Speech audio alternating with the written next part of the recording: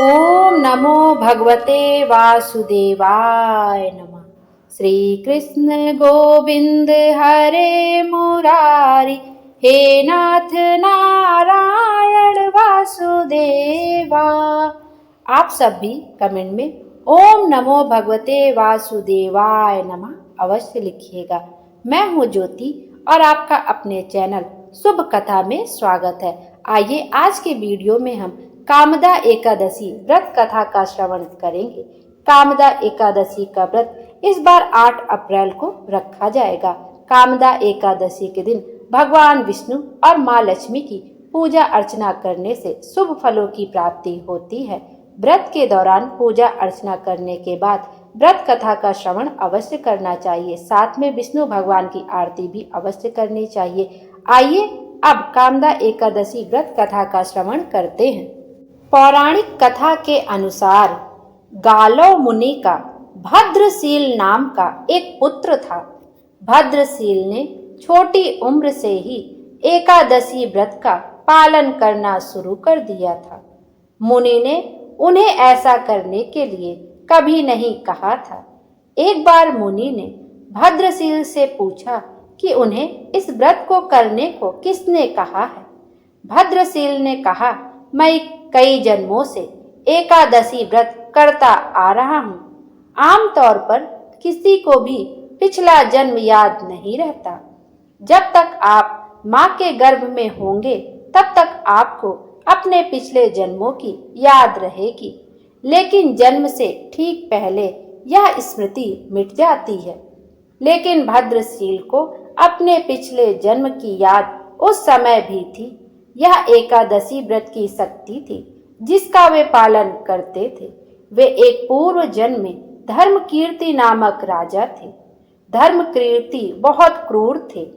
उन्हें कोई पसंद नहीं करता था। ऐसा कोई पाप नहीं था जो उन्होंने नहीं किया हो। एक बार वह अपने सैनिकों के साथ शिकार पर गए। उसने एक हिरण को देखा और अपने सैनिकों को उस हिरण को चारों ओर से घेरने के लिए कहा। राजा ने कहा कि जो भी हिरण को भागने देगा उसका पूरा परिवार मार डाला जाएगा। हिरण ने यह सुना और सोचा, बेचारे सैनिक, मैं उनमें से किसी को भी कुछ होने नहीं दूंगा। हिरण राजा के पास आ गया। राजा ने हिरण का पीछा किया। सूर्यास्त होते होते राजा एक घने जंगल के अंदर फंस गया। हिरण कहीं दिखाई नहीं दे रहा था। राजा ने एक पेड़ के नीचे रात बिताई। उसने दिन भर में कुछ भी खाया पिया नहीं था। उसे चारों ओर से खतरनाक जानवरों के गुर्राने की आवाज सुनाई दे रही थी। वह सो नहीं सका। राजा ने डर से श्री हरि परमात्मा से प्रार्थना करना शुरू कर दिया। फिर सुबह होते ही उसकी मृत्यु हो गई। यमदूत आए और उसे यमराज के पास ले गए। यमराज ने पूछा, तुम लोग इन्हें यहाँ क्यों लाए हो? इनका स्थान बैकुंठ में भगवान महाविष्णु के बगल में है। लेकिन राजन, यह तो महापापी है। नहीं, वह सब चला गया है। ये तो अपवित्र आत्मा है। जिस दिन उनकी मृत्यु हुई थी वह एकादशी थी। उन्होंने दिन भर उपवास किया और रात में जागते हुए श्री हरि का स्मरण किया। उनके सारे पाप दूर हो गए और वे पवित्र हो गए। यमराज ने स्वयं एक स्वर्ण रथ बुलवाया और राजा को बैकुंठ भेज दिया।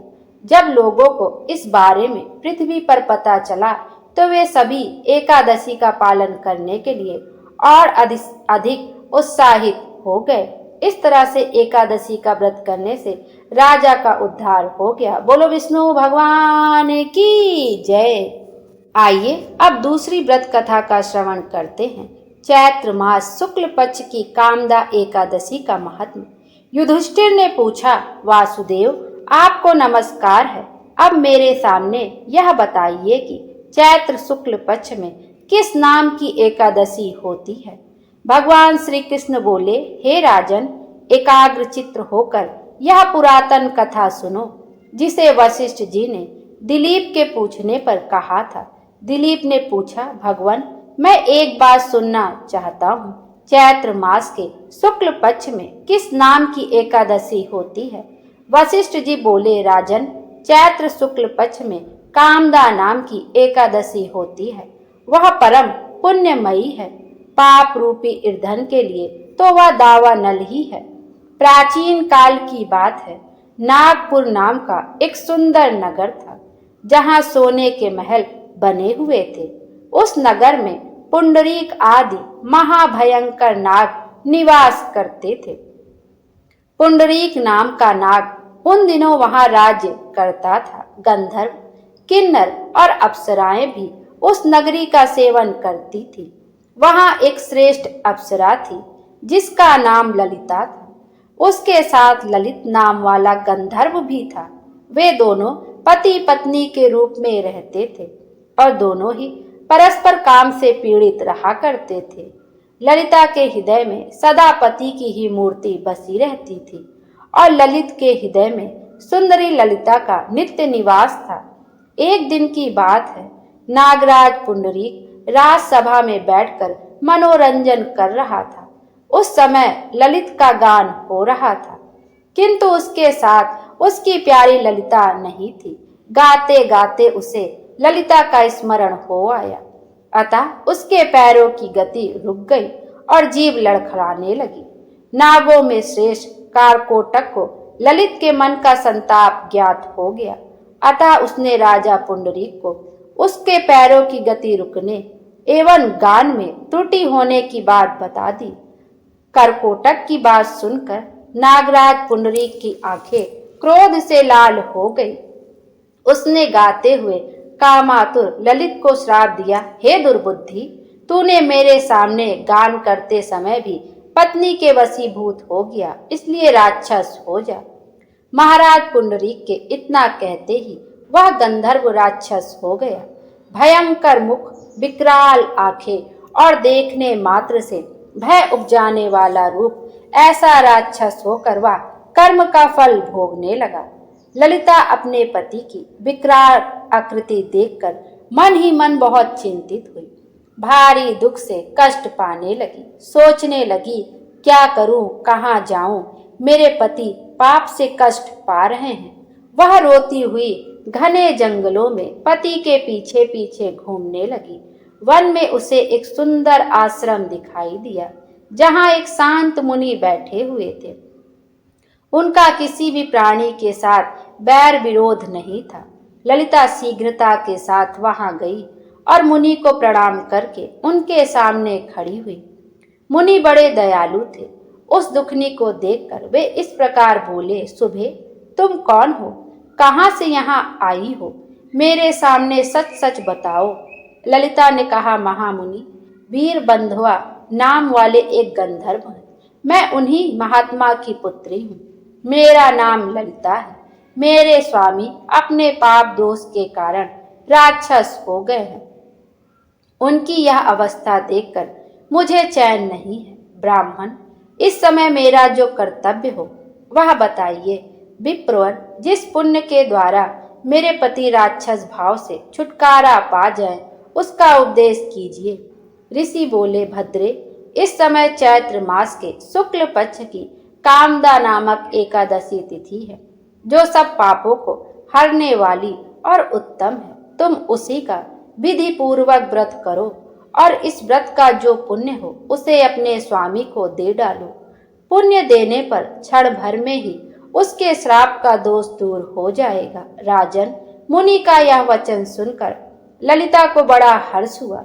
उसने एकादशी को उपवास करके द्वादशी के दिन उन ब्रह्म ऋषि के समीप ही भगवान वासुदेव के श्री विग्रह के समक्ष अपने पति के उद्धार के लिए यह वचन कहा, मैंने जो यह कामदा एकादशी का उपवास व्रत किया है, उसके पुण्य के प्रभाव से मेरे पति का राक्षस भाव दूर हो जाए।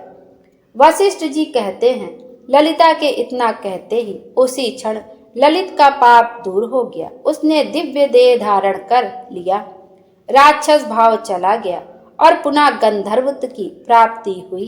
निपश्रेष्ठ, वे दोनों पति पत्नी कामदा के प्रभाव से पहले की अपेक्षा भी अधिक सुंदर रूप धारण करके विमान पर आरूढ़ हो अत्यंत शोभा पाने लगे। यह जानकर इस एकादशी के व्रत का यत्न पूर्वक पालन करना चाहिए। मैंने लोगों के हित के लिए तुम्हारे सामने इस व्रत का वर्णन किया है। कामदा एकादशी ब्रह्म हत्या आदि पापों तथा पिशाचत्व आदि दोषों का भी नाश करने वाली है। राजन, इसके पढ़ने और सुनने से वाजपेयी यज्ञ का फल मिलता है। बोलो विष्णु भगवान की जय। विष्णु भगवान हम सब की मनोकामना पूरी करें और हमारे जीवन को खुशियों से भर दें। Thank you.